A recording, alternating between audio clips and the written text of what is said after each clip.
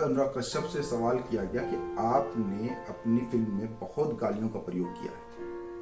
अनुराग कश्यप का कहना यह था, क्या मैंने गालियों का याद किया है? ये गालियां तो समाज में मौजूद थी, अब मेरे पात्र वही गाली दे रहे थे जो समाज में मौजूद है गालियां। मतलब ये हुआ कि जो गालियां हैं वो समाज की सामाजिकता का हिस्सा है। ये गालियां, ये लोकोक्तियां, ये किसी समाज के विश्वासों, रूढ़ियों, उनकी मान्यताओं के बारे में बताती है।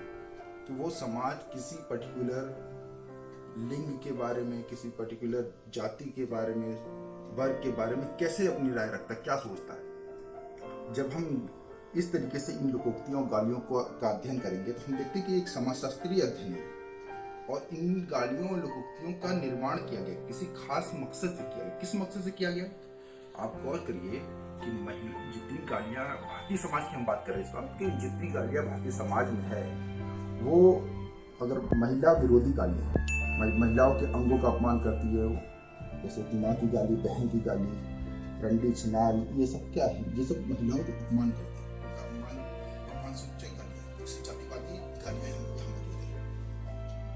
हम लोकोक्तियों के ऊपर देखें कि लोकोक्तियों का या गालियों का प्रयोग हो क्यों रहा है। मतलब जैसे हमने कहा कि इसका समाजशास्त्रीय अध्ययन अगर हम करें तो हम ये देखें कि इसका प्रयोग कैसे हो रहा है, क्यों हो रहा है, कौन सा वर्ग इसका प्रयोग कर रहा है।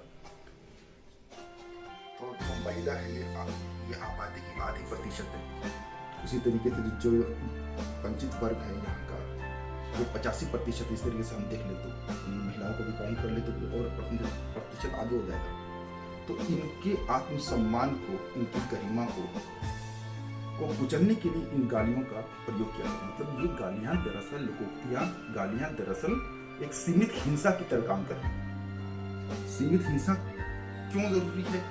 कि किसी वर्ग को अगर आप उनके आर्थिक अधिकार नहीं दे रहे, सामाजिक अधिकार नहीं दे रहे, राजनीतिक अधिकार नहीं दे रहे हैं, अब वो वर्ग अगर संवेदनशील हो गया या संवेदनशील रहा तो वो विद्रोह कर देगा। तो उसके विद्रोह को रोकने के लिए ये जरूरी है कि उसके आत्मसम्मान को, उसकी गरिमा को कुचल दिया जाए। बचपन से ही उस वर्ग के दिमाग में ये डाल दिया जाए कि तुम पदक्रम में नीचे हो, जन्म के आधार पर ही तुम जो है छोटे हो, तुम नीच हो।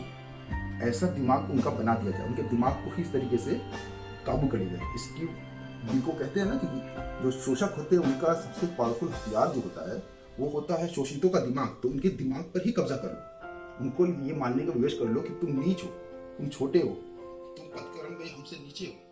ठीक है, तो इसलिए इन गालियों का, इन लोकोक्तियों का प्रयोग किया गया।